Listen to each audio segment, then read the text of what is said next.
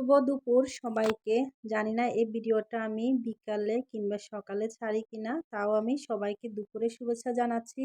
কারণ এই রান্নাটা দুপুরবেলা করেছি, সেজন্য আমি সবাইকে শুভ দুপুর জানিয়ে আজকের ভিডিও শুরু করলাম। আজকে আমি নিরামিষ রান্না করব। নিরামিষ মানে তো ভাজি আর একটা ঝোল। বেশি কিছু লাগে না নিরামিষ রান্না করার জন্য। এখানে মাখনা নিয়েছি, আলু দিয়ে কপি দিয়ে মাখনা রান্না করব, বেগুন ভাজি আলু ভাজি করব। আর আগে কিন্তু দেখিয়ে দিয়েছি আমি ডালে ফোড়ন দিয়েছি, ডাল রান্না হয়ে গেছে। এখন আমি আলু কপি ভেজে নিয়েছি। আর এই যে ডাল রান্না হয়ে গেছে, ডাল আমি নামিয়েও নিয়েছি। এখন আমি ঝোলের জন্য মাখনা ভেজে নেব। মাখনা ভালো করে ভাজতে হবে, তাহলে মাখনা ঝোলে দেওয়ার পর মাখনা বেশি নরম হয় না। যাই হোক, মাখনা ভাজা শেষ। এখানে আমি মশলা কষে নিচ্ছি। মশলা কষানোর জন্য যা যা প্রয়োজন সবই আমি দিয়েছি। এখানে হলুদ গুঁড়ো, মরিচের গুঁড়ো, আদা আর জিরা বাটা দিয়েছি। মশলা কষানো হয়ে গেলে আমি আগে থেকে ভেজে রাখা আলু আর আলু আর কপি দিয়ে ভালো করে কষে নিব। আবারও আলু আর কপি কষানো হয়ে গেলে আমি পরিমাণ মতন জল দিয়ে দিব ঝোলের জন্য।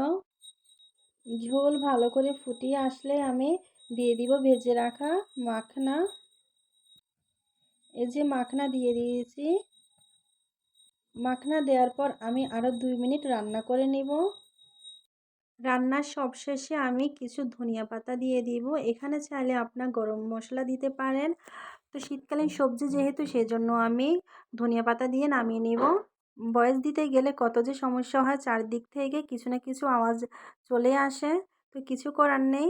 যাই হোক, এখানে আমার ভাত রান্না হয়ে গেছে আর এই যে মাখনাও রান্না হয়ে গেছে। এখন আমি মাখনা নামিয়ে নিব। অনেক লোভনীয় হয়েছে এই তরকারিটা, খেতে কিন্তু বেশ হয়েছে।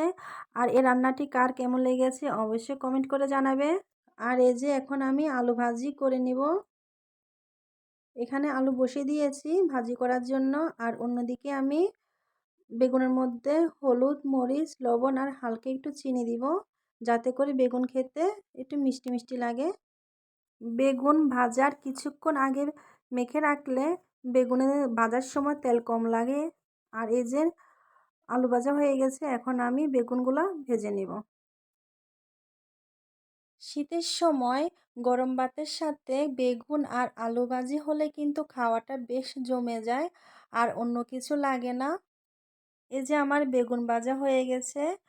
আজকের ভিডিওটি সবার কাছে কেমন লাগলো অবশ্য কমেন্ট করে জানাবে। আর আমার ভিডিওটি যদি সত্যি সবার ভালো লেগে থাকে অবশ্যই লাইক, কমেন্ট, শেয়ার করে পাশে থাকবে। ধন্যবাদ সবাইকে।